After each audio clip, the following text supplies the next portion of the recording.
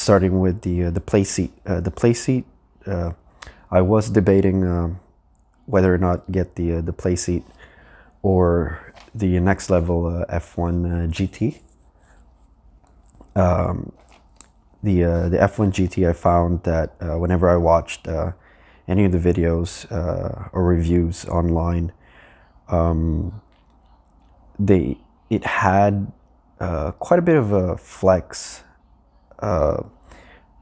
too much for my liking, side to side, and I was really worried or concerned about buying it and not being able to just enjoy it. I actually think the Playseat has more flex than the Next Level Racing, but bear with me. The reason I kind of resorted to this rig was that I could actually fix some of the flex, but in terms of the Next Level, take this with a grain of salt, because it's like I've never used a Next Level Racing rig, or that the cockpit itself.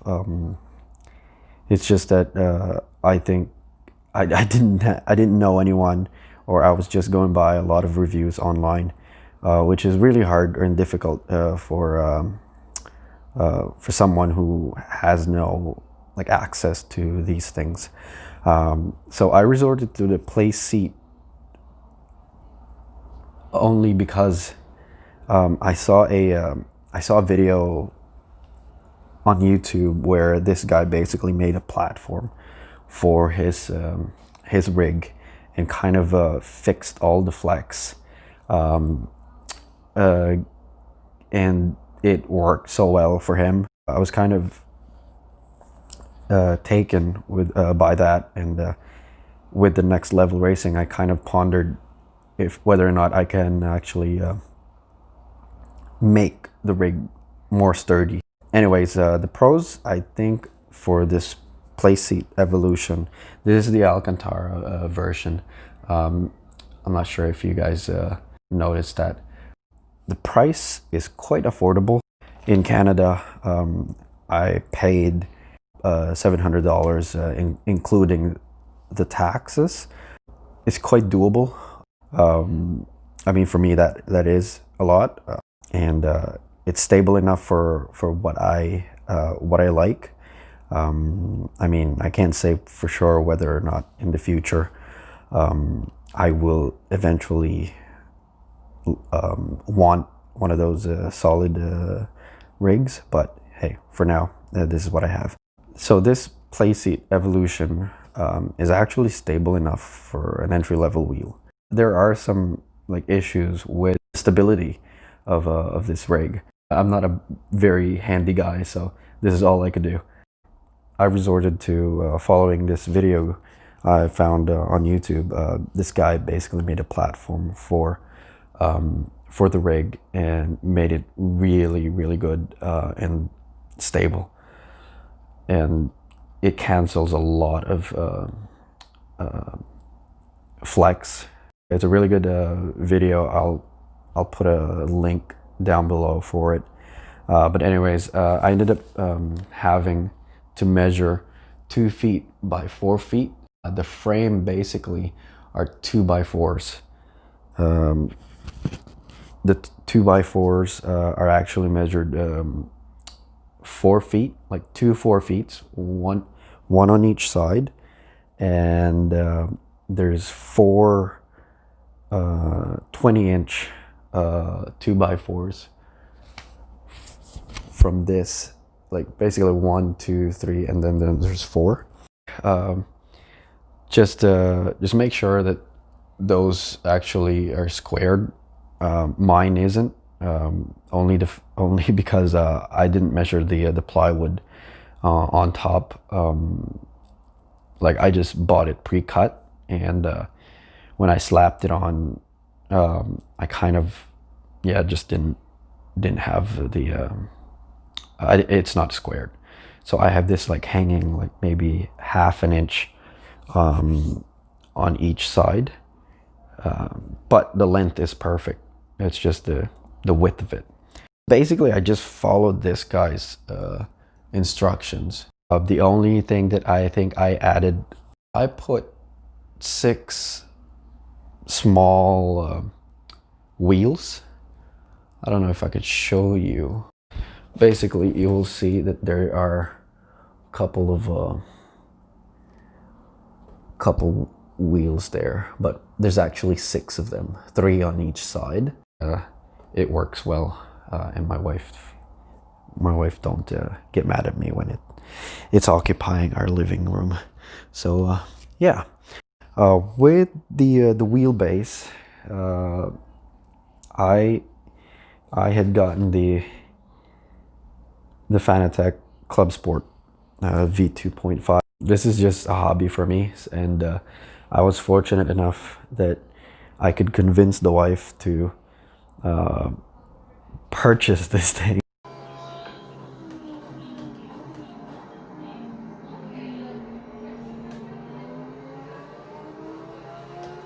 The wheelbase, I don't have much to say other than it is much better than the Thrustmaster TMX that I have used for quite a while. The level of immersion is very high. You could feel the car or the cars really underneath you. I mean, of course, you still have to have the skill to actually control it, but you could really tell it's just really smooth. And I'm only running about like 60 to 65 on force feedback, just because I didn't want, like, I didn't need that much pronounced force feedback in a way, or it's just too heavy after a while. And I tried it for I tried around 70 or 80%, and my hands were just, yeah, dead after like 2 hours of playing. The cons, I guess, it requires a more solid rig. Therefore, I had to use this kind of setup with the rig. I had to bolt everything, and it actually does like it doesn't have so much more, like so much flex than it used to. Now there's actually like I'm actually have to push that like quite a lot.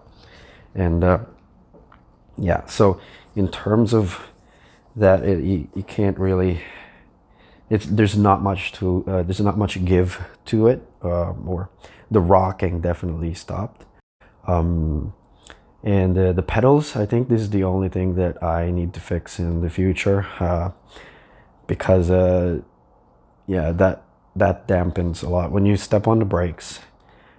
The tray basically gives in like rearward, so not ideal, but I still don't know how to fix it.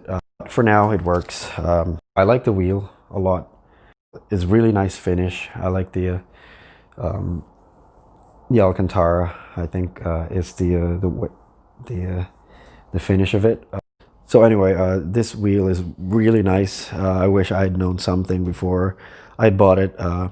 The rev light is actually it doesn't work on Xbox, so you guys should probably know that before buying this. You should, yeah. There was quite a few things that I wish I had known. It may have not been kind of like a deal breaker, but it's still a good thing to know. The rev lights doesn't work on Xbox, and it's fine. Like I plan to get like an actual PC for this for sim racing, but I can only spend so much money in 1 year. So yeah. So with the pedals, these are the V3 pedals from Fanatec as well, and I have replaced the throttle pedal, the plate of it, and then remove the clutch because it's just in the way. The GT cars that I race with is not like I don't need clutch for it. So yeah, don't crucify me for that. With this V3 pedal, they have this vibration motors on these two pedals, the throttle and the brake pedal. And this is something that I was actually really not upset, but just disappointed that everywhere I went, I think I thought my equipment was broken or it's defective, because I recently, of course, received it. And I asked a lot of groups and forums, and nobody knew the answer to it. And I had to ask Fanatec for basically a diagnosis. Anyways, it turns out that if you're playing in an Xbox, you don't get the full, I think, capacity of these pedals, because those vibration motors don't work on any of the Xbox games. That's what they told me, and people in forums or in Facebook pages or groups had said other things,